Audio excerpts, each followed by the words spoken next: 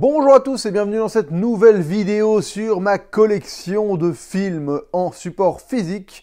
Et oui, voilà, on est parti pour continuer à explorer tous ces beaux films derrière moi. Donc, la dernière fois que je vous avais laissé, j'étais en train de terminer Hitchcock et on va rapidement terminer. Je dis rapidement, mais ça va pas du tout être rapide parce que j'ai ce coffret à explorer encore dont je vous ai pas parlé et j'ai envie de parler des films qui sont dedans.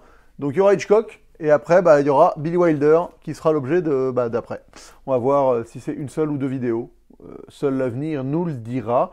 J'en profite pour vous dire que je suis très heureux que ça vous ait plus ou moins intéressé, cette première partie de vidéo, enfin le début de cette collection. Bref, on commence tout de suite avec le maître, Alfred. Donc j'avais parlé des films jusqu'au Faux Coupable, je crois, dans l'épisode précédent. Et donc là, il y a un coffret Blu-ray qu'on m'a offert. Alors...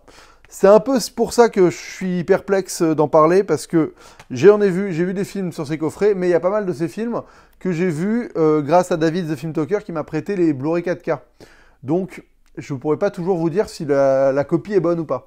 En tout cas, dans ce coffret, il y a donc 4 films par boîte. Et la première boîte, c'est rangé dans l'ordre chronologique, pour le coup, ça qui est pratique.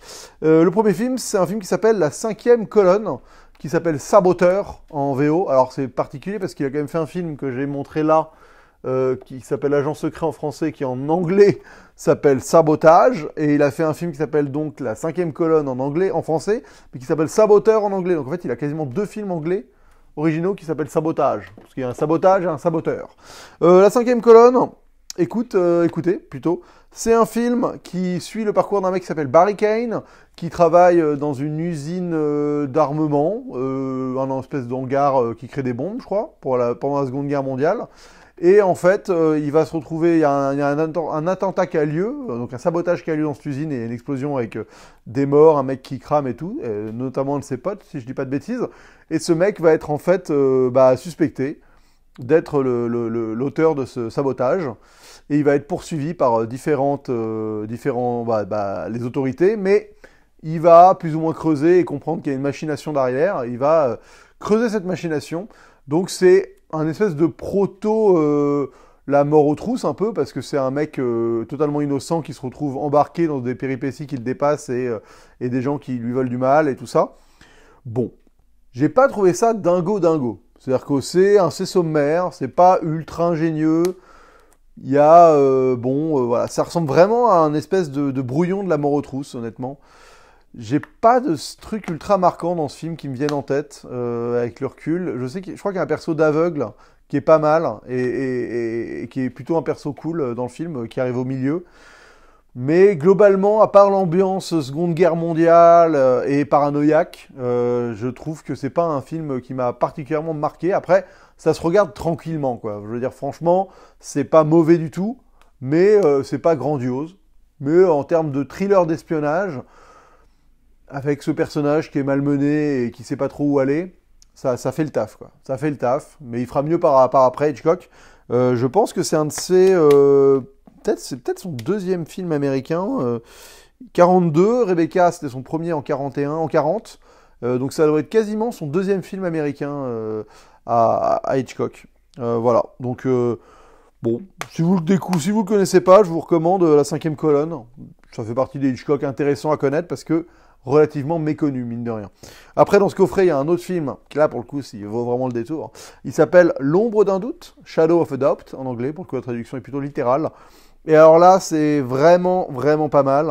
On est donc sur un personnage qui s'appelle Charlie, l'oncle Charlie, qui débarque chez sa sœur, et sa nièce, donc qui s'appelle... elle s'appelle juste sa nièce, elle a pas de nom. Bref, sa nièce commence doucement à suspecter Charlie d'être un tueur. Mais un tueur d'enfants, même si je dis pas de bêtises. Ah non, pardon, pas un tueur d'enfants, un tueur de riches veuves. Et donc, t'as ce jeu où t'es dans cette maison, et t'as cette nièce, cette petite ado, hein, qui est pas petite, mais qui est ado, qui a 16 ans, quoi, et qui commence à suspecter son oncle d'être un tueur en série, horrible. Et pour le coup, le film fonctionne vraiment très bien. Là, moi, je me suis vraiment fait cueillir par ce film, parce que il y a une espèce il y a un truc hyper oppressif en fait d'être dans cette maison, dans cette ville de province américaine où tout est bien sous tout rapport, mais de se douter au fur et à mesure qu'il y a peut-être un monstre qui habite sous cette maison. Et en plus, tu observes tout le film du point de vue d'une jeune lycéenne. Et donc il y a cette espèce de fragilité du personnage principal qui prend des risques pour essayer de découvrir la vérité sur son oncle ou pas. Et à la fois, est-ce que vraiment elle n'est pas juste en train de partir en cacahuète et de suspecter à son oncle alors que c'est totalement gratos, quoi. Et donc vraiment, vraiment un film qui marche très très bien. Apparemment, il y aurait une version 4K qui existe, pas physique en France, mais je crois en import. Et Merej m'avait dit que le 4K était magnifique. Moi, en Blu-ray, c'est du noir et blanc 4 tiers hein, pour les 2 premiers films dont on vient de parler. Le noir et blanc est correct, enfin l'image est correcte sur mon Blu-ray. Mais en tout cas, je vous invite vraiment à découvrir ce Hitchcock parce qu'il n'est pas très très connu. Et vraiment, il y a des idées de mise en scène qui sont très très efficaces, notamment un rapport sur les mains. C'est un truc qui reviendra pas mal dans la filmo d'Hitchcock, où il utilise les mains de ses personnages pour véhiculer des intentions. Et il y a par exemple une séquence, alors bon, malheureusement, si je vous l'explique, je spoil une partie du film, mais il y a une séquence en tout cas où la condition d'un personnage est résumée par son action qu'il fait avec les mains pendant qu'il parle.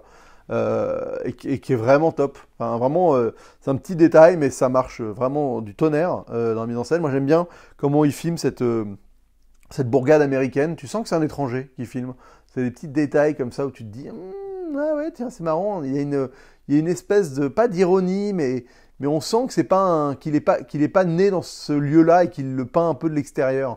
Enfin, qu'il le dépeint un peu comme un observateur étranger. Et c'est plutôt intéressant. Et je trouve ça vraiment mine de rien, ça anticipe un tout petit peu Psychose sur le côté psycho, quoi, Psychose, sur le côté la maison qui devient doucement le lieu de l'enfer un peu, quoi, l'antre du mal. Et franchement, il est très fort là-dessus, Hitchcock, de toute façon, sur le rapport d'ambiguïté. On avait parlé de soupçon la dernière fois sur est-ce que mon mari veut me tuer ou pas. Là, c'est un peu ça, c'est est-ce que mon oncle est un tueur ou pas. Et donc, le personnage aussi, mais sauf que je trouve ça beaucoup mieux varié et rythmé que Soupçon, qui était très une séquence, j'ai un indice, l'autre séquence, on me détruit mon indice, et ça a aussi. Et là, c'est beaucoup plus dilué sur l'ensemble du film. Et le final est très fort aussi. Et les acteurs, c'est Joseph Cotten qui joue Charlie, il est très très bon. Et j'ai beaucoup aimé aussi Teresa Wright qui joue donc sa nièce. Donc franchement, je vous recommande énormément L'ombre d'un doute. Moi je l'ai découvert grâce à ce coffret, je me les suis tous fait dans l'ordre, plus ou moins, vous allez voir, je ne suis pas allé au bout. Après, dans ce coffret, on a un film qui est extrêmement connu, qui s'appelle La Corde. La Corde, donc, c'est l'histoire de 2 potes, quasi amants, on a l'impression. Voilà, franchement, on dirait deux amants qui fêtent la fin de l'université. Et ils ont tué un de leurs potes. Et ils l'ont planqué dans un buffet, au milieu un buffet qui est au milieu d'une pièce. Et ils vont recevoir des invités pour célébrer la fin de la fac, ou un truc comme ça. Et leur but, c'est de montrer qu'ils peuvent tuer quelqu'un et faire manger les gens au-dessus de son cadavre et que personne ne s'en rende compte. Mais il y a leur professeur de droit, j'ai l'impression que c'est des élèves en droit, mais je peux me planter, qui est joué par James Stewart, le fameux James Stewart. Et leur professeur, lui, il va doucement sentir qu'il y a un loup. Et donc c'est un film qui est connu parce qu'il est tourné dans un faux plan séquence. Donc c'est un film où il y a un enchaînement en fait de techniques pour créer des prises de plusieurs minutes. Alors, c'est pas un vrai plan séquence de base, même pas un faux plan séquence, il y a quand même des vraies coupes dans le film. Pas beaucoup, je crois qu'il y en a peut-être 2. Mais c'est assez bizarre d'ailleurs, parce donc Hitchcock, c'est quand même vraiment décarcassé pour construire tout un film qui serait fait d'une seule et même prise, quasiment, sauf au tout début par exemple, où il y a un plan sur l'extérieur, je crois, et un plan sur un mec qui se fait étrangler, enfin il y a vraiment quelques coupes, mais il va jusqu'à quasiment 1 heure de film avant de faire une vraie coupe sur un chant et un contre-chant, enfin, et tu te dis putain c'est hyper bizarre, tu t'es fait chier à faire tout le film en faux plan séquence pour couper à des moments très arbitraires qui n'auraient pas été nécessaires. Bon, Je comprends pas trop. Après, évidemment, donc c'est un faux plan séquence quand même, il est connu pour ça. Il y a donc le problème, c'est que la problématique de l'époque, c'est on était limité par la taille des bobines. Ils pouvaient pas faire comme aujourd'hui, lancer une caméra et tourner 2 heures avec. Ils pouvaient faire que des prises d'une douzaine de minutes, si je dis pas trop de conneries. Et donc, bah, vous verrez que toutes les 10-12 minutes, il y a une astuce pour essayer de créer un espèce de raccord invisible, mais aujourd'hui encore très visible. Donc, par exemple, la caméra se colle au dos de quelqu'un, et on se réécarte, donc il y a eu un noir entre les deux qui a permis une coupe, ou on passe derrière un meuble, ou ce genre de petites astuces. Je trouve que au-delà de cette espèce de concept de mise en scène, le scénario se prête vachement à ça. Je pense que je me souviens même, parce que j'avais vu le petit documentaire, donc c'est adapté d'une pièce de théâtre. Et en effet, il y a un aspect extrêmement théâtral, ça se joue quasiment en temps réel.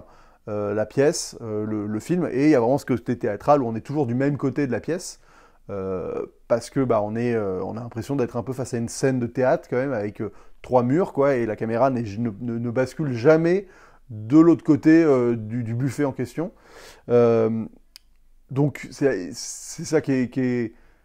Ah, elle bascule jamais, non, elle bascule jamais, hein, si je dis pas de bêtises. Ah, attends, je me suis moi-même mis un doute. Dans mon souvenir, j'ai l'impression qu'elle bascule jamais réellement de l'autre côté. On a l'impression qu'il y a toujours un peu un troisième mur. Mais je peux dire une connerie, parce qu'après, entre 2 coupes, il peut s'autoriser, lui, à changer son dispositif. Mais dans ma tête, j'ai l'impression que ça reste très figé de face. Mais en tout cas, ce qui est fort, c'est qu'il y a quand même une évolution lumineuse, justement.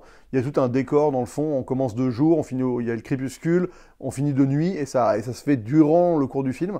Ça, c'est un truc que vous verrez souvent si vous observez les huis clos au cinéma. Parce que le film, de facto, est un huis clos en plan séquence, en faux plan séquence, plus ou moins. Les huis clos au cinéma, il y a toujours une volonté d'évolution lumineuse. Et c'est assez intéressant d'observer ça. Je pense notamment à 12 hommes en colère, dont on va parler à un autre moment, où il y a tout un jeu sur la tempête. Il y a une tempête, donc la luminosité au départ.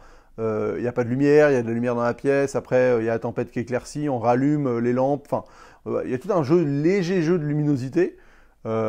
Qui évolue durant le film, qui crée une variation sur un film qui pourrait être assez monotone visuellement.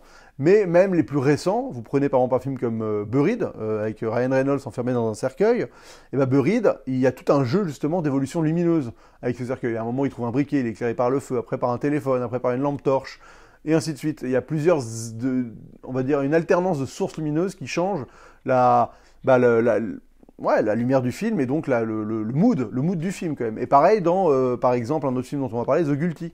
The Guilty, c'est un film sur un mec, c'est un film danois qui a été remaké, je crois, par Antoine de Fuqua avec Jake Gyllenhaal, qui est sur Netflix. Si je dis pas de bêtises, j'ai pas vu le remake. Mais en tout cas, dans l'original, on est sur un mec, un policier dans un standard d'appel, qui répond à un appel. Le film, c'est tout ça, c'est tout un appel. Au départ, il est dans un open space, éclairé normalement, avec des gens autour. Il va changer de pièce à un moment, il va se retrouver plus isolé. Il va être dans le noir, après il va être dans une pièce avec une lumière rouge. Enfin voilà, tu as tout un jeu de lumière pour faire évoluer visuellement le film. Et souvent, il y a une espèce d'évolution logique entre l'évolution lumineuse et, on va dire, l'intensité de l'intrigue, quoi. Et donc, et dans la corde, il fait un peu ça, il fait évoluer sa luminosité en fonction avec le film. Après, pour moi, la grosse prouesse de ce film, c'est l'écriture du personnage de James Stewart, qui est donc le prof qui va commencer à flairer qu'il y a un problème dans cette soirée, quoi. Et j'adore la manière dont il réfléchit, il déduit ce qui s'est passé. Ça, c'est vraiment, je trouve, une masterclass d'écriture, parce que c'est hyper compliqué dans un film qu'un détective, j'en parlais en live il n'y a pas si longtemps avec David, c'est un truc qui m'obsède, moi, les détectives au cinéma, j'adore ça. Et là, vraiment, je trouve que c'est un super exemple de mec qui est capable de vraiment récolter des informations anodines au fur et à mesure, et qui à un moment va finir par vraiment les mettre ensemble, mais sans que ce soit absurde, quoi, la manière dont d'un coup il a une déduction. Et je trouve que c'est très fort, parce qu'en fait le principe du film, c'est que les 2 mecs qui ont commis le meurtre, ils se retrouvent à avoir 2 comportements totalement opposés. Il y en a un qui assume à peine, qui se retrouve hyper mal à l'aise et qui vit super mal le truc, et l'autre qui, justement, à l'inverse, est pris d'un espèce de sentiment de surpouvoir, l'impression d'être un surhomme, quoi, et il prend trop la confiance, quoi. Et donc tu as ces 2 mecs qui ont des comportements qui sont pas normaux pour eux, et James Stewart, il se retrouve un peu au milieu, et il finit par capter doucement que les deux ont clairement un truc à cacher, quoi. Et je trouve que c'est vraiment grandiose. Le perso de James Stewart me fascine, et en termes d'écriture, c'est une leçon que j'essaye, moi, en tout cas, de retenir, et le jour où j'écriverai des films d'enquête, de reproduire, quoi, sur comment un mec est capable de capter qu'il y a un problème, qu'il y a un meurtre qui a eu lieu, juste par l'observation de comportements qui dévient de la normalité, quoi. Et voilà, donc vraiment un grand film, La Corde, j'adore ce film. Et après, dans ce Blu-ray, donc c'est quand même 4 films, hein, c'est top, hein, d'avoir des Blu-ray avec 4 films dedans, et tout le coffret, là ça permet de découvrir tout Hitchcock quasiment en un coffret, pas tout Hitchcock, mais énormément d'Hitchcock en un coffret. Enfin, on passe le premier film, c'est 1942, et le dernier du coffret. Si vous le trouvez, ce coffret, vraiment, je vous recommande de le prendre. Après, non, depuis, il y a eu les 4K, donc c'est dommage, mais il y a plein de films que vous aurez du mal à trouver autrement, ou en tout cas qui coûteront beaucoup plus cher. Et le dernier film de la liste, je crois que c'est quasiment un de ces derniers, bah oui, c'est Complot de famille, ou Le rideau déchiré même, donc c'est des films des années 70, quoi. Donc on fait quasiment 30 ans de cinéma, ce qui est vraiment top. Et donc le dernier de ce truc, c'est de ce coffret, enfin de ce Blu-ray du coffret, c'est Fenêtre sur cour. Alors Fenêtre sur cour, c'est un grand film culte. Je l'ai pas vu dans cette version, je l'ai vu grâce au Blu-ray 4K que m'a prêté David. Les Blu-ray 4K d'Hitchcock sont magnifiques, vraiment tous, mais alors magnifiques, tous ceux que j'ai vus. J'ai eu la chance de voir donc Fenêtre sur cour, j'ai eu la chance de voir le Vertigo qui est grandiose aussi, Psychose, magnifique, et aussi Marnie que j'ai pas vu en entier mais que j'ai commencé à regarder. Et donc pour le coup, les 4K à chaque fois sont très très beaux. Et Fenêtre sur cour, donc je ne pourrais pas vous parler de la version à proprement parler du Blu-ray, mais bon, on va parler du film, hein, c'est ça qui est intéressant aussi. Alors, Fenêtre sur cour, au début, moi, c'est un film que j'ai découvert il y a longtemps, et je sais pas, j'avais pas totalement accroché, alors que pourtant, j'adore, moi, le rapport de voyeurisme et tout, c'est vraiment un concept qui me fascine beaucoup. J'aime beaucoup les films de De Palma pour ça, parce que je trouve que, en tant que spectateur, il y a un lien évident qui se joue entre le fait d'être voyeur et le fait d'être spectateur. Pour moi, c'est un lien tellement fort, parce qu'en tant que cinéaste, en tant que spectateur de cinéma, on est des voyeurs, de facto. Et donc de nous mettre dans cette position dans un film, il y a une symbiose qui se crée qui, pour moi, me fait rentrer dans le film de manière beaucoup plus efficace que d'autres sujets, en tout cas. Donc là, Fenêtre sur cour, c'est vraiment la base. Et alors pour le coup, c'est un film que j'ai revu beaucoup de fois, que j'aime bien, que j'ai bien aimé au fur et à mesure, mais alors pour le coup, dans ce Blu-ray, il y a un commentaire audio d'un mec qui a fait une thèse sur Hitchcock, qui a écrit un livre sur Hitchcock, bref, et qui est, mais passionnant sur Fenêtre sur cour. Et là, ça m'a balancé le film dans une dimension qui a dépassé mon imagination, quoi. Et là, la manière dont il parle du film, dont il théorise le film, dont il explique les rouages du film, il est passionnant, ce commentaire audio. Je vous le recommande. Mais alors, moi, j'aime beaucoup les commentaires audio, et là, celui-là, c'est un des meilleurs que j'ai écouté sur un film. Mais vraiment passionnant. Je pense que c'est celui de... Voilà, c'est John Fawell, auteur de Hitchcock, Rear Window, de Well Made Film. Donc le mec a écrit un livre entier sur Fenêtre sur cour, donc son commentaire audio, il est grandiose. Je vais pas pitcher le film, je vais quand même le faire. Fenêtre sur cour, qu'est-ce que c'est? C'est donc le personnage de James Stewart, qui en fait est un journaliste qui a... Alors ça, on découvre ça dans un plan qui est assez mythique, pour présenter tout le personnage, où on balaye son appartement et on découvre qu'il s'est pété une jambe parce qu'il a photographié une course de voiture. Et donc c'est un journaliste qui se retrouve, un photographe de presse, qui se retrouve à être, et pas que de presse d'ailleurs, un photographe de mode aussi un peu, bref, un photographe, qui se retrouve à être en chaise roulante avec un plâtre, et donc à alité chez lui pendant quelques semaines. Et il s'emmerde et il observe ses voisins parce que c'est la canicule, donc tout le monde a les fenêtres ouvertes dans cette espèce de petite cour d'immeuble. Et il observe ses voisins et au fil de son observation, il perçoit que peut-être le voisin d'en face s'est débarrassé de sa femme. Mais, donc il va plus ou moins enquêter, mais tout en restant dans son appart. Et il va enquêter grâce notamment au personnage de Grace Kelly, qui est donc le premier film d'Hitchcock avec Grace Kelly, à moins que ce soit Dial M for Murder, je ne suis pas sûr. En tout cas, il a fait 3 films avec Grace Kelly, et Grace Kelly va être très importante dans la filmographie d'Hitchcock, parce que je le permets de le dire maintenant, parce que je vais aborder après un autre film avec elle, mais comme ça, moi, je parle de Grace Kelly 2 secondes. Donc, bref, attendez, je vais dans tous les sens, je suis navré, mais donc, il va utiliser donc sa copine du moment, Grace Kelly, pour enquêter et potentiellement la mettre en danger. Et la question, c'est est-ce que ce voisin est donc définitivement un tueur ou pas? Grace Kelly, dans la carrière d'Hitchcock, elle est primordiale, parce que, en fait, avec Grace Kelly, Hitchcock, il considère avoir trouvé son actrice parfaite. Mais vraiment l'actrice qui lui correspond le plus, qui représente tous ses fantasmes. Grace Kelly, c'est quelqu'un qui est d'une élégance hors norme, qui dégage un charisme absolu, qui est d'une beauté fatale, qui est belle, qui est intelligente, qui est charismatique. Bref, elle a toutes les qualités, et en plus elle est blonde, comme Amy Hitchcock. Bref, donc il trouve vraiment sa muse, l'actrice qui correspond le plus à sa vision de la femme Hitchcockienne. Et après avoir tourné avec Grace Kelly ces 3 films, quasiment coup sur coup, il va galérer toute sa carrière à retrouver une Grace Kelly. Et vraiment, là on va arriver après, on parlera d'un autre film, de Vertigo, et donc gardez ça en tête, parce que quand je vais parler de Vertigo, ce rapport avec Grace Kelly va être primordial. Mais je garde ça pour un peu après. Donc, Fenêtre sur cour, ce qui est énorme dans le film, en fait, c'est qu'il arrive à mêler plus ou moins 3 choses. Il arrive à mêler cette espèce de suspense, de suspense d'intrigue pure sur est-ce que le voisin a vraiment tué sa femme, ou est-ce que le mec est en train de se faire des films tout seul dans son appart parce qu'il s'emmerde.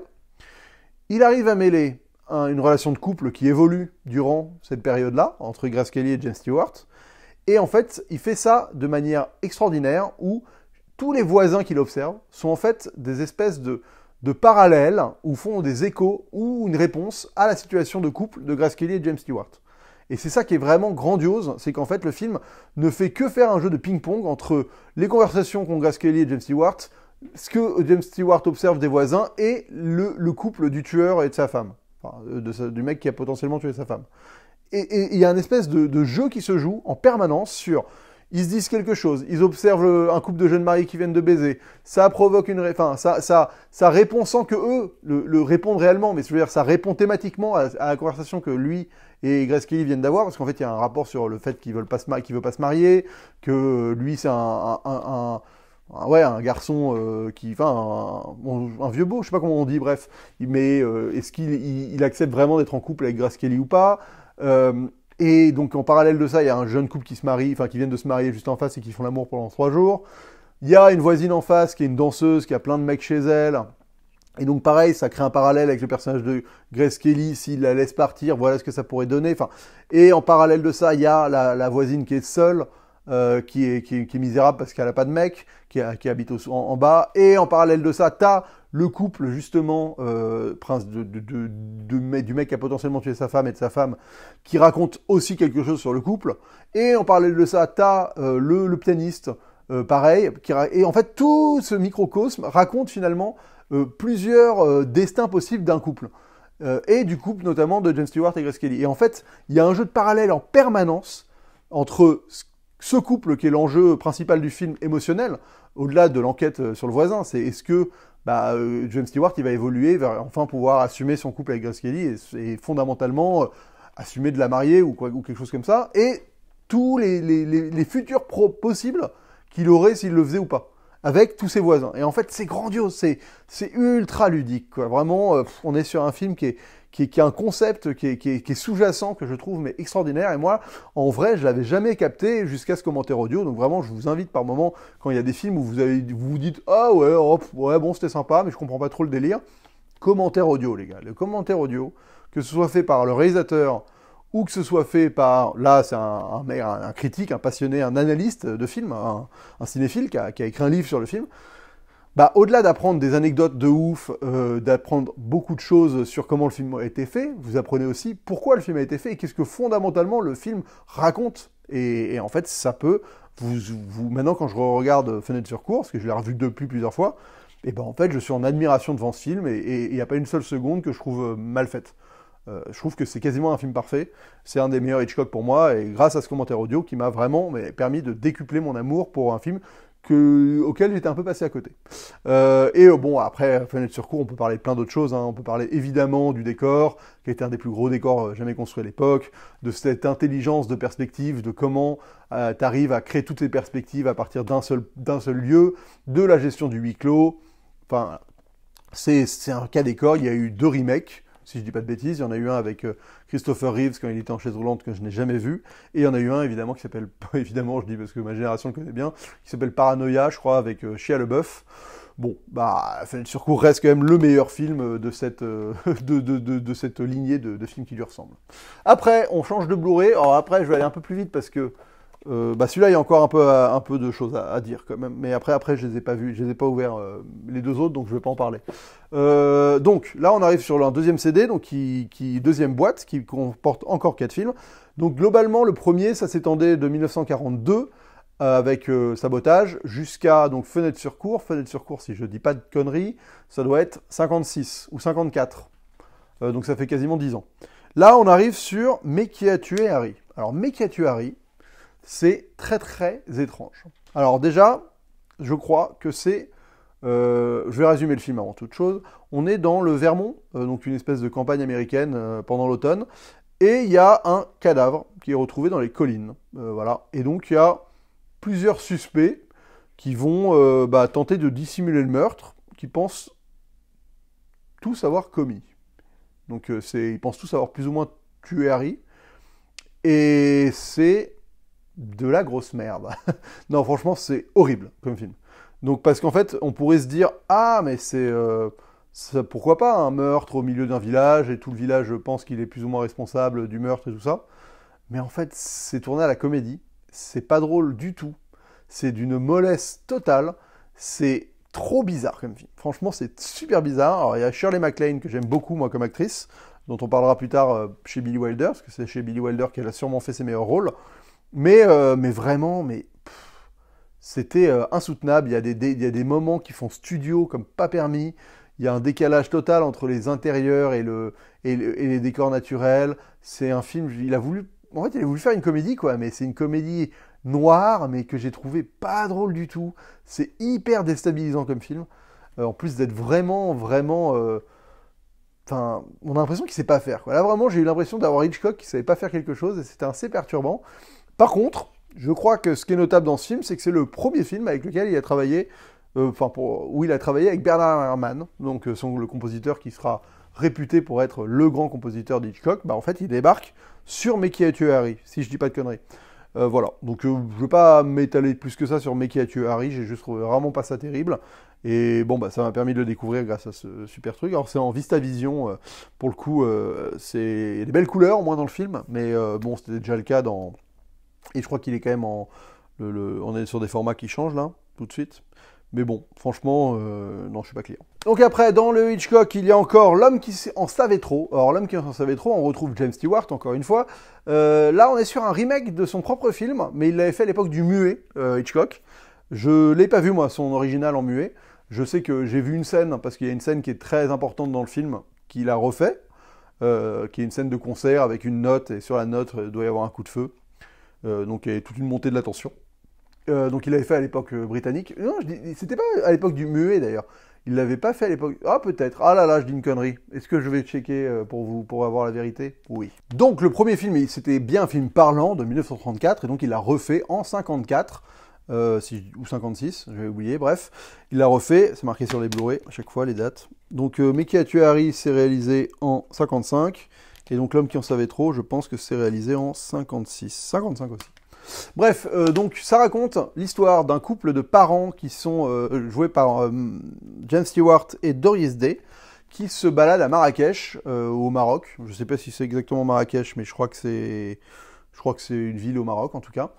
Et leur enfant se fait enlever parce que il y a une espèce de quiproquo.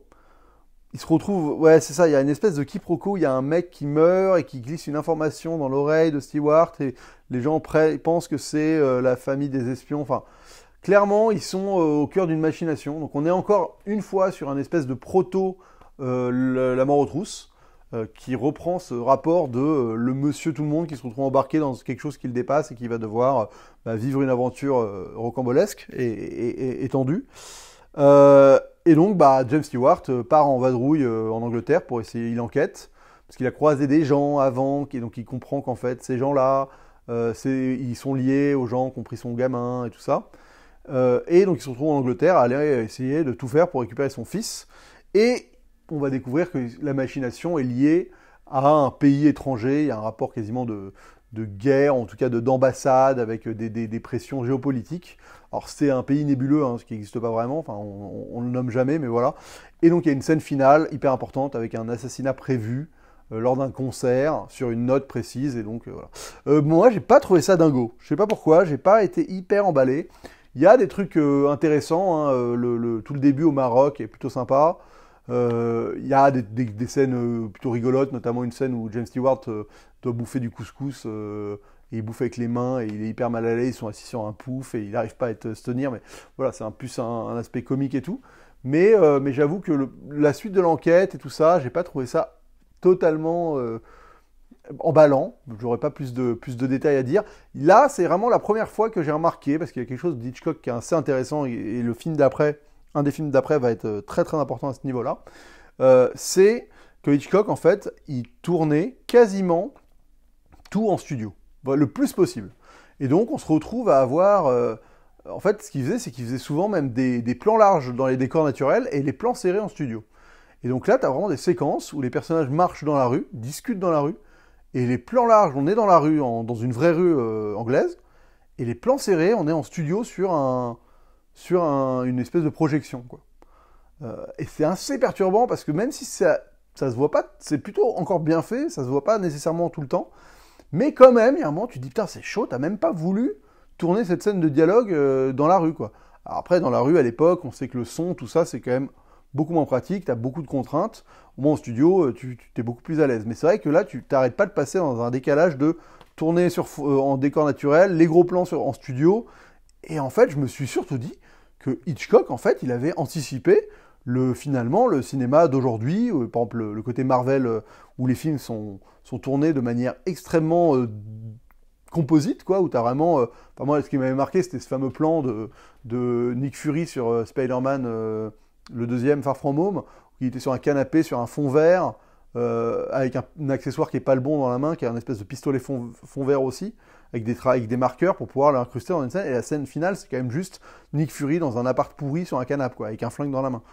Et tu te dis, mais attends, cette scène-là, dans Spider-Man, ils ont dû la tourner sur fond vert, plus ou moins, avec un faux accessoire, et ils ont tout refait en post-prod. Et en fait, tu dis, Hitchcock, il faisait pas loin de ça, quoi. Il avait ce côté de se dire, même les choses qui peuvent paraître très simples et basiques, bah en fait, il les tournait de manière segmentée, en studio, des parties là, d'autres parties ailleurs, un plan large sur le décor naturel, le plan serré en studio, et en fait, il faisait une espèce de composition de film, parce que Hitchcock, c'est quelqu'un qui ne laissait rien au hasard. Vraiment, ce film sont storyboardés de moindre plan, il n'y a rien qui était laissé au hasard, et donc il prévoyait tellement son film de manière précise qu'il était capable de dire, là, ce plan-là, ça va être un champ contre champ, il va y avoir un champ qui va être tourné un mois avant l'autre, et le truc va être une partie en décor naturel, une partie en studio. Enfin, faut être hyper confiant dans sa mise en scène pour se dire que tu es capable de faire ça, quoi. Alors, ça doit être déstabilisant pour les acteurs et tout, mais y arriver. Donc, ça montre sa maîtrise, et ça me fait penser finalement au cinéma actuel, quasiment. Qui est un cinéma très composite, quoi, où on filme des trucs, des machins à droite à gauche, des trucs qu'on filme pas, et on recompose tout une fois que le film est terminé en post-production, quoi. Donc voilà, L'homme qui en savait trop, il y a un rapport musical assez fort. Il y a le personnage de Doris Day qui est une chanteuse, enfin qui chante dans le film, une chanson qui a été créée pour le film, si je crois, qui est relativement connue. Voilà, bon, c'est pas un film que je recommande particulièrement, mais bon, il y a beaucoup de gens qui l'adorent. Moi, j'avoue que je suis pas hyper client. Après, dans ce coffret, on a La main au collet. Alors là, pour le coup, on est sur quelque chose d'assez intéressant. Donc là, pour le coup, La main au collet, c'est un film qui se passe à Nice, enfin sur la Côte d'Azur. Alors pareil, là en termes de justement de jeu de composition entre ce qui a été tourné à Nice et en studio à Los Angeles, c'est un truc de malade. T'as des plans aériens des voitures, dès que les personnages parlent dans les voitures, t'es à Los Angeles sur une rétroprojection de la route, ils sortent de la voiture, le plan large où ils sont au bord de la falaise, t'es à Nice, et le plan serré du dialogue, t'es à Los Angeles dans les studios, t'as une scène sur la plage où ils se baignent, quand ils vont à l'eau, le plan large, t'es à Nice, les plans serrés de discussion dans l'eau, t'es à Los Angeles dans un bassin, enfin, tu te dis, là, wow, vraiment, le champ contre champ à tourner à plusieurs mois d'intervalle, c'est zinzin. Et donc, de quoi ça parle, La main au collet? Ça parle de John Rubik et Cary Grant, un voleur de bijoux à la retraite, et rattrapé par son passé, lorsqu'il rencontre Grace Kelly, donc Francis Stevens, une surprenante héritière, et il élabore un plan utilisant les bijoux de la mère de cette dernière pour coincer son rival. Oui, donc en fait, si je me souviens bien, il y a une histoire il y a un voleur qui est en train de voler des trucs à Nice, et les gens peuvent penser que c'est plus ou moins Cary Grant, parce que, bah, il utilise les mêmes méthodes que lui et ça ressemble, mais Cary Grant il promet que c'est pas le cas, et donc pour se dédouaner, Cary Grant il doit plus ou moins créer un plan pour faire tomber le voleur adverse, quoi. Et c'est un film qui est vraiment le film glamour par excellence, quoi. On est sur la côte, dans des beaux hôtels, avec Grace Kelly, avec Cary Grant, il fait beau, il y a une histoire de voleur, mais bon, les enjeux sont toujours très légers, il y a une histoire d'amour évidemment entre les deux. Ça fonctionne bien, quoi. T'es dans des restaurants au bord de l'eau, t'es sur des plages, ça fonctionne vraiment pas mal, quoi. C'est cool, t'as une scène au marché aux fleurs de Nice, t'as un petit côté carte postale, tu sens qu'il se fait plaisir. T'as un des caméos d'Hitchcock qui est plutôt gaulerie, justement, où il est avec une cage à oiseaux dans un bus. Et encore une fois, pareil, commentaire audio du film qui m'avait bien plu, si je dis pas de bêtises. Ah non, c'était un documentaire, pardon, sur le film qui était... Non, commentaire audio, ouais, j'avais écouté le commentaire audio, il était plutôt intéressant aussi. Voilà, donc c'est un film qui est plutôt léger et qui a pas ce côté genre rigueur scénaristique du Hitchcock, où vraiment il te fait des choses de thriller et du suspense ultra efficaces, mais ça reste justement, c'est un vrai film de divertissement de l'époque. C'est-à-dire que si vous voulez vous replonger en 1956 et vous dire qu'est-ce que c'était les grands divertissements populaires de l'époque, et ben en fait, La Main au collet, c'est ça. C'est deux acteurs stars, un aspect exotique, une trame relativement simple à suivre, mais efficace, et du glamour. Et voilà comment on vend un film qui cartonnera à l'époque et qui fera de Grace Kelly une star internationale directe, quoi. Voilà, donc vraiment, non, c'est intéressant La Main au collet, et moi, ce qui m'a fasciné, c'est vraiment ce côté composite, parce que là, c'est poussé à un extrême, je vous dis, c'est dingue. Si vous commencez à faire attention à ça dans ce film, vous allez halluciner qu'un plan sur deux, il est tourné à 3000 km d'écart, quoi. Ou même plus. Parce que Nice, Los Angeles, ça doit plutôt être 9000 km qu'autre chose. Voilà, et donc après, le dernier film d'ici, c'est Sueur froide, donc Vertigo. Donc Vertigo, là, on est sur un film culte de chez culte. Moi, c'est pas un film que j'adore particulièrement, mais encore une fois, moi je l'ai vu en 4K grâce à David, le 4K est magnifique, je sais pas ce qu'il vaut sur cette version, mais encore une fois, Vertigo, à force de le voir, et surtout à force d'écouter des gens qui l'aiment, et d'entendre notamment le commentaire audio pour le coup, là, c'est William Friedkin qui le fait. Alors, William Friedkin, moi, j'aime bien, mais il est très drôle parce qu'il fait des commentaires audio. Parce que j'ai écouté aussi les commentaires audio de ses propres films. Et 80% du commentaire audio, c'est de la description de ce qui est en train de se passer. C'est vraiment très drôle parce que tu dis, mais William, on n'a pas besoin de ça, en fait. On n'a pas besoin de ça. On n'a pas besoin de toi qui me décris. Bon, donc là, James Stewart, il se lève et il va aller regarder par la fenêtre parce qu'il essaye de voir si le personnage joué par Kim Novak est là. Tu fais oui, en fait on le voit ça, tu vois. Mais entre tout ça, il raconte des choses très intéressantes sur le film, notamment quelque chose que Merege, avec lequel on en parle souvent, il a souvent ramené ça et c'est intéressant. Mais d'abord, je vais pitcher Vertigo pour ceux qui ne le connaissent pas. Donc c'est James Stewart qui joue un personnage de policier, ou en tout cas de détective qui prend plus ou moins sa retraite forcée parce qu'il est traumatisé par quelqu'un qui est tombé pendant une course-poursuite d'un toit et il est atteint donc de vertige. À cause de ça, il est un peu traumate, mais tu as un vieux pote de fac qui le contacte et qui lui demande de suivre sa femme parce qu'il pense que sa femme est possédée par l'esprit d'une ancêtre à elle et qu'elle est en train de devenir un peu barjot, quoi. Et donc il voudrait savoir si c'est vrai ou si sa femme en fait le trompe, quoi, plus ou moins. C'est un peu ça le principe.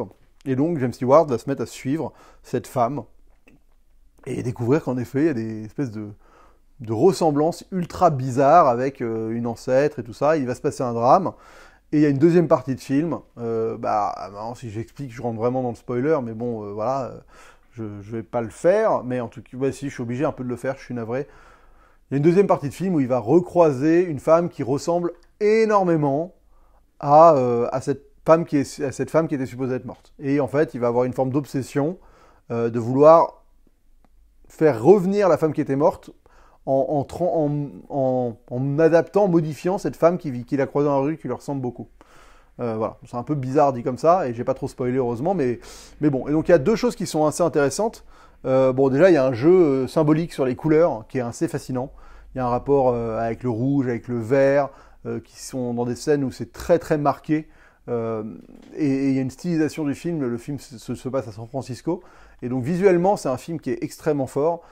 Parce qu'il y a des partis pris très très forts, justement, notamment sur les couleurs. C'est un film qui donc a popularisé le fameux Vertigo Effect, ce qu'on appelle le travelling compensé, où on fait un zoom en faisant un travelling arrière, un zoom avant avec un travelling arrière, ou l'inverse, un zoom avant avec un zoom arrière avec un travelling avant, qui crée cet effet de distorsion, le fameux plan dans Les Dents de la Mer sur Brody, quand il voit Alex se faire manger sur la plage, le petit Alex.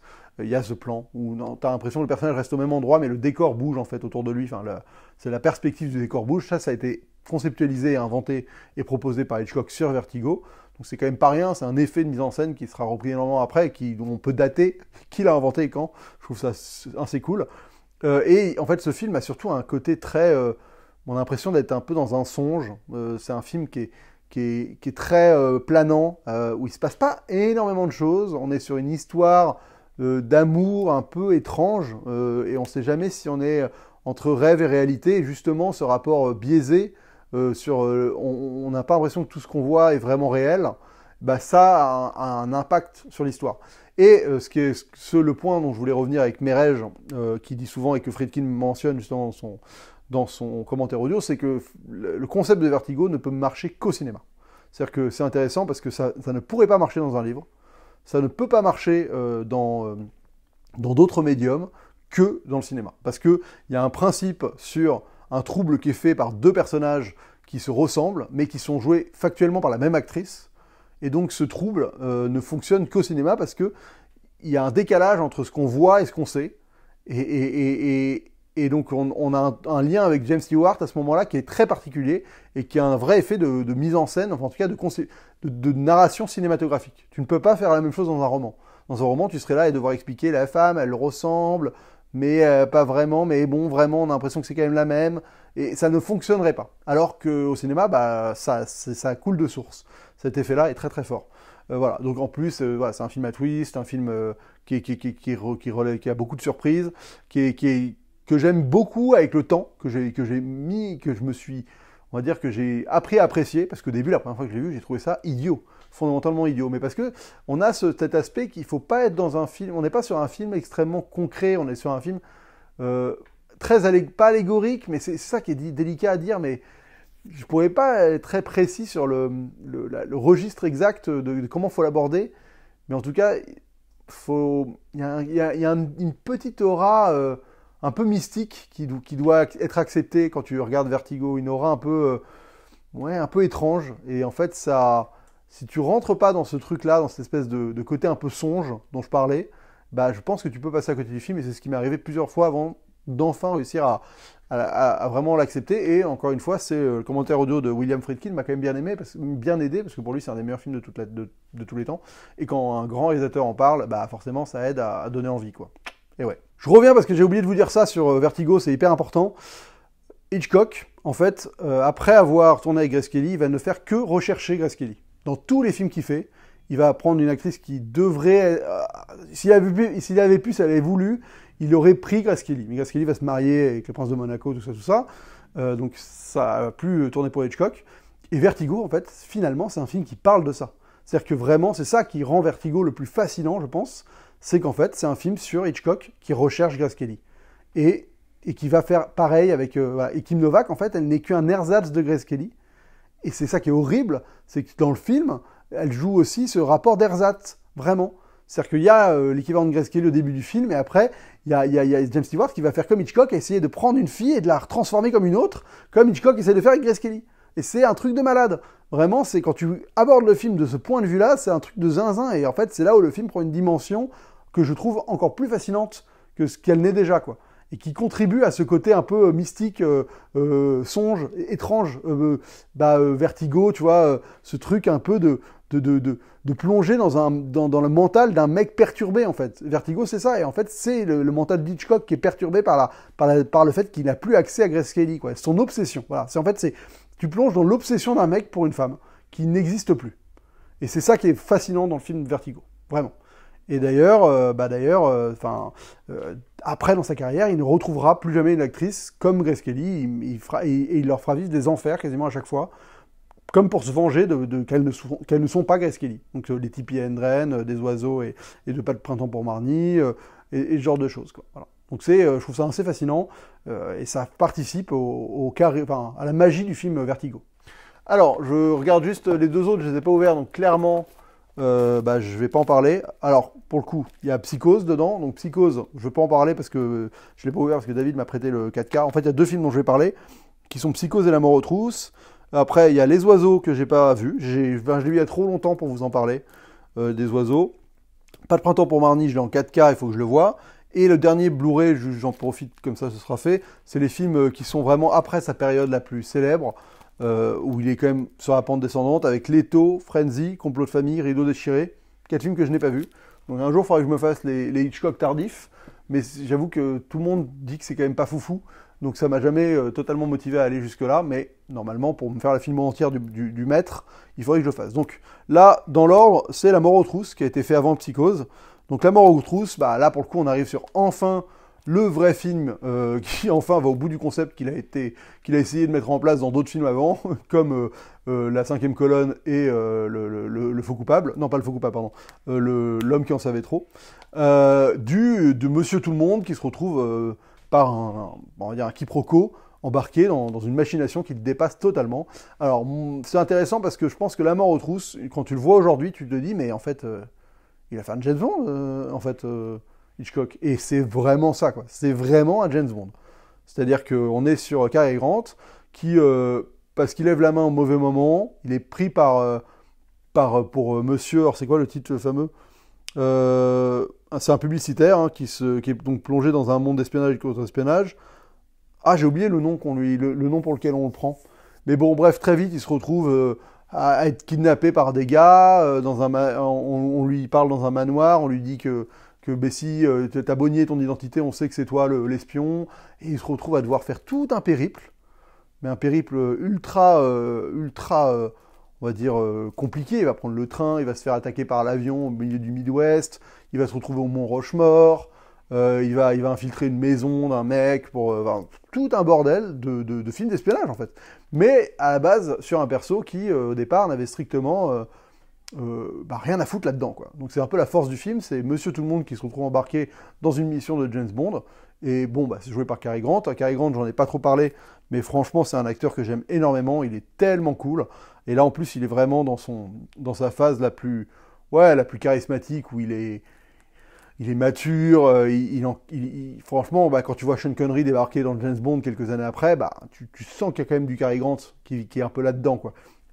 Il a posé des bases, Cary Grant. Et dans La main au collet et dans La mort aux trousses, il joue un peu le même perso, plus ou moins, mais ce côté, le mec sûr de lui, charismatique, beau gosse, qui est là et qui même s'il est pas maître de la situation, il est quand même super classe, quoi. Donc il y a des séquences cultes, évidemment, il y a la séquence de l'avion, où Cary Grant se retrouve à se faire poursuivre par un avion au milieu du Midwest et se faire tirer dessus et tout ça. C'est un film que j'ai vu 2-3 fois, et j'avoue que là j'essaye de refaire sens un peu du schmilblick, mais j'y arrive pas trop. Et pour le coup je l'ai jamais vu en Blu-ray, et je crois que je l'ai vu dans un DVD la dernière fois que je l'ai vu. Donc il faudrait que je me le fasse, je me le refasse, je voulais me le refaire il n'y a pas si longtemps. C'est un film que j'aime bien, parce que je trouve que j'aime bien les films d'espionnage et James Bond, mais j'arrive pas exactement à me souvenir exactement de ce que j'avais adoré dans le film. Alors il y a des plans surprenants, notamment des plans un peu zénithaux, d'un bâtiment à New York, là, c'est un plan qui m'a toujours marqué. Il y a encore une fois une générosité on va dire dans les péripéties. Là, ça voyage, ça. Et il y a une relation au milieu qui est une relation assez trouble, avec un personnage où tu sais jamais trop si elle piège le personnage principal, ou si elle est, ou si on la fait, elle aussi elle est sous pression ou pas. Mais en tout cas, et ça finit par un espèce une fin dantesque au Mont Rushmore. Alors, qui est marrante, parce que la fin dantesque au Mont Rushmore, elle fait un peu écho à la fin de la cinquième colonne. Et ça, j'ai pas mentionné, mais la fin de la cinquième colonne, c'est un espèce c'est un combat un peu qui se déroule sur la Statue de la Liberté. Et il y a vraiment un parallèle qui se fait entre ces deux films. Donc tu as un peu une trame similaire sur un Monsieur Tout le Monde qui se retrouve embarqué dans une machination. Enfin, c'est quasiment un espèce de proto-remake, La mort aux trousses. Et la fin est encore un peu pareil sur un monument iconique qui est utilisé pour une séquence d'action de manière assez impressionnante parce que, encore une fois, entre ce qui est fait en studio, ce qui est fait sur le vrai Mont Rushmore, les incrustes, le truc est pareil avec la Statue de la Liberté. Alors, c'est quasi que du studio, mais il y a quand même des incrustes et tout, où tu arrives à y croire alors que c'est des films des années 50 et années 40 pour la cinquième colonne, quoi. Et on voit la maîtrise en fait technique de Hitchcock sur ce genre de séquence où même aujourd'hui, en connaissant le peu de moyens de l'époque pour réussir à faire des choses visuellement ambitieuses de compositing et tout, eh ben ça fonctionne encore pas mal, quoi. Voilà, donc ça c'est pour le maître Hitchcock. Psychose, pardon, j'ai oublié de parler de Psychose, évidemment. Donc Psychose, je l'ai vu encore une fois en 4K, grâce à David. Bon, bah Psychose, c'est peut-être le film d'Hitchcock le plus connu. On est donc sur... bon, là, pour le coup, je le connais vraiment bien. L'histoire, c'est Marion Crane, qui est une femme qui a un amant. Il parle de... Il y a une séquence au départ où ils viennent de faire l'amour, et ils parlent plus ou moins... que ce serait bien qu'ils aient de la thune, qu'ils puissent changer de vie, parce qu'ils sont tous les deux employés, ils ont un peu une vie de merde, ils aimeraient bien tout plaquer pour vivre leur vie. Elle bosse dans une banque, elle se retrouve qu'on lui confie une grosse somme d'argent qu'elle doit mettre au coffre. Sur un coup de tête, elle décide de le voler, elle part, et elle se retrouve à faire de la route, à devenir à croiser son patron avant de partir. Ça se passe à Dallas, ou à Phoenix. Phoenix ou Dallas? Oh, je sais plus. Je crois que c'est Phoenix, Arizona. Ouais, Phoenix. Elle se retrouve à croiser son patron, donc elle commence à être un peu parano. Et bon, bah, je spoil Psychose un peu, parce qu'il y a plusieurs twists. Mais le principe de Psychose, je vous spoilerai pas le twist final pour les gens qui ne savent pas. Et donc, bah, elle va se retrouver à s'arrêter à un motel. Et il va se passer la scène de la douche. Voilà. Et donc après, on va partir sur un autre, sa sœur. La sœur et un détective privé et le mec en question du début, l'amant, qui vont essayer de comprendre ce qui s'est passé. J'ai essayé de résumer sans trop spoiler pour les 3-4 du fond qui n'avaient pas du tout vu et qui vivaient sous un caillou. Mais c'est possible, hein. Écoutez, moi je suis... j'ai pas de problème avec le spoil qu'on m'en fasse trop, ça me dérange pas tant que ça. Mais évidemment, je respecte les gens et je ne leur spoil pas les films. Et je ne considère pas que c'est parce que le film il est vieux que tu peux t'autoriser à spoiler de manière... voilà, en disant bah, c'est un film qui a 60 ans ou même 70 ans, bah autant spoiler parce qu'il y aura toujours des gens qui n'auront pas vu et qui ne seront pas au courant. En fait, c'est pas parce que le film est vieux qu'on autorise. Après, je dis ça, et par exemple, il y a des films comme La planète des singes où maintenant les visuels spoilent carrément le film sur les jaquettes de DVD et tout ça. Les affiches du film aujourd'hui, des premiers spoilent la révélation du film, quoi. Donc, en effet, plus le temps passe, moins on respecte certains dénouements. Mais bon, je me dis, autant pas le faire. Bon, bah Psychose, c'est intéressant parce que j'en parlais encore une fois avec David. Hein, David, c'est un de ses films préférés. Moi, j'avoue que, pareil, hein, souvent les Hitchcock, c'est pas là où je suis plus truc. La dernière fois que je l'ai vu, je me suis quand même un peu chié dessus. J'ai eu un peu peur. Donc c'est quand même, ça marche bien. Et le 4K est magnifique. Donc oui, il y a quand même une ambiance qui est vraiment oppressante. C'est très fort sur plein de petits moments. J'adore, comment elle s'appelle, Janet Leigh, qui joue Marion Crane. J'adore cette comédienne, je la trouve magnifique dans le rôle. Anthony Perkins, qui joue Norman Bates, c'est excellent aussi. Et c'est un film que Hitchcock a conceptualisé après avoir vu Les Diaboliques de Clouzot, d'Henri-Georges Clouzot. Alors Les Diaboliques, putain, moi j'ai aucun Henri-Georges Clouzot en Blu-ray, en DVD, je suis supra vénère, j'adore ce réal et j'ai rien de lui. Mais bon, c'est pas hyper bien édité. Si jamais vous avez des plans, n'hésitez pas à me tenir au courant. Mais bon, je crois qu'il y a le Salaire de la peur qui arrive en 4K bientôt. Et ça, je vais me le gauler direct. Bref, Henri-Georges Clouzot, c'est un réal que j'adore. Et pour moi, il est quasiment pour moi, il est au-dessus d'Hitchcock. Henri-Georges Clouzot, je vous le dis. Je trouve que c'est clairement, je comprends pas pourquoi.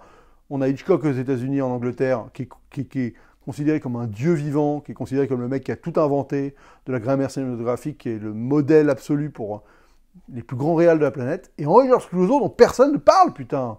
Personne ne parle de lui. Le gars, il a enchaîné que des chefs-d'œuvre. Il a fait Le Corbeau, c'est un film extraordinaire, c'est énorme.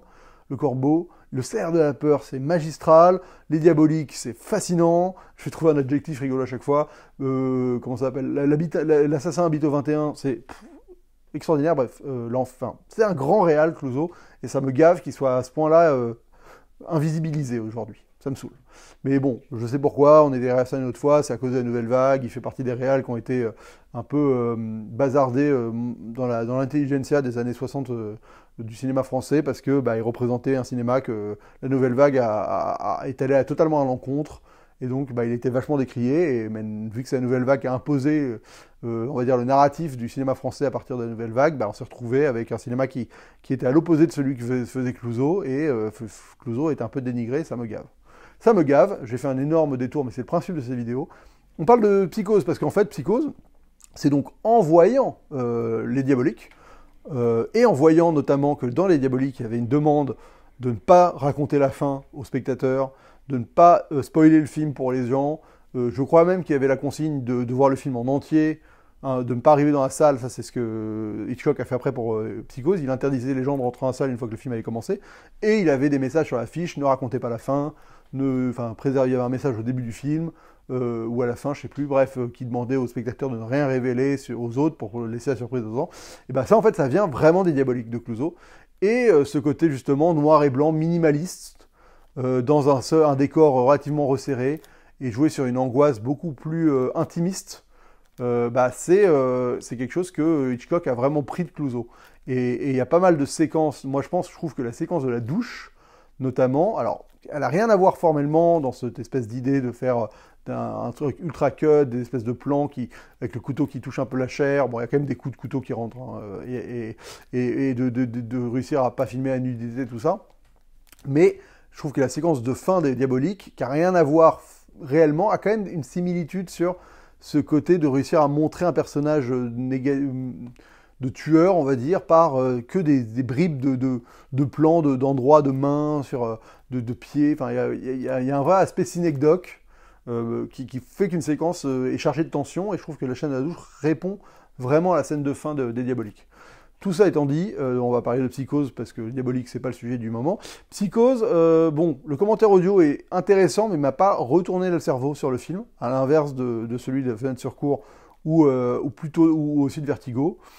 Voilà, Psychose, c'est un film qui fonctionne très bien, qui fout les jetons, qui est une masterclass de tout. Je veux dire, il maîtrise totalement son sujet. C'est un petit film, hein, pour Hitchcock en termes de budget, mais c'est devenu son film le plus culte. Mais moi, c'est pas un film c'est pas mon préféré, quoi. C'est pas mon préféré, Psychose. C'est pas mon préféré. Faut peut-être que je persévère encore, que je le revoie une ou deux fois, pour qu'à un moment j'ai vraiment le déclic et de me dire, mais parce que je fais encore une parenthèse et une aparté.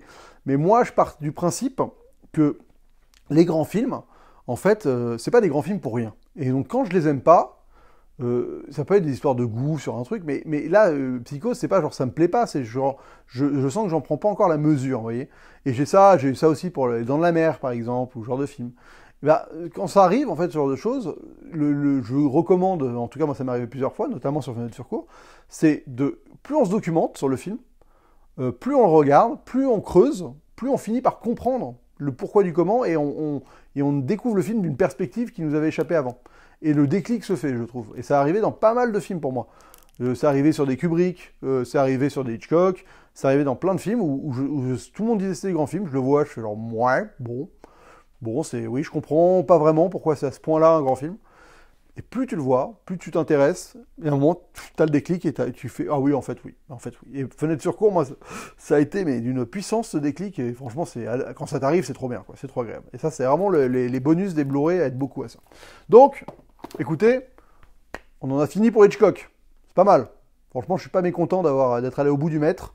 Bon, bah, on va s'arrêter là pour cette vidéo. Mais bon, je suis très heureux d'être allé au bout d'Alfred, de tout ce que je possède. Il y a plein de films dont j'ai pas parlé. Il a fait des films, il en a fait plein. Taverne de la Jamaïque, des films muets avant. C'est quasiment impossible de savoir c'est quoi son premier film à Hitchcock, je crois. Enfin, bref, il y a les caméos dont je n'ai pas parlé aussi, parce que c'est vrai qu'il s'amuse à faire des caméos dans tous ses films. C'est intéressant, bon, voilà, c'est des petits détails, hein, mais c'est rigolo. C'est vrai que quand tu fais tous les films d'Hitchcock à la suite, tu es toujours à l'affût de voir les caméos. Et les caméos essayent un peu de raconter quelque chose. Il y a souvent un rapport de véhicule. Il est souvent dans un véhicule, Hitchcock, dans ses caméos. Bon, je sais pas ce que ça veut dire, mais je crois que c'est quelqu'un qui aime beaucoup les véhicules. Les trains, il aime bien les trains, il aime bien les bus. Bon, voilà, c'est comme ça. Écoutez, c'était très bien. Je suis très heureux d'avoir fait ça. Au moins, on est au bout d'Hitchcock. On va enchaîner par Billy Wilder. Donc, ce sera la vidéo la prochaine fois. Mais je sais que je vous fais languir, je suis navré. Mais c'est comme ça. On se retrouve très vite pour une prochaine vidéo. Et d'ici là, j'ai envie de vous dire, bonne toile.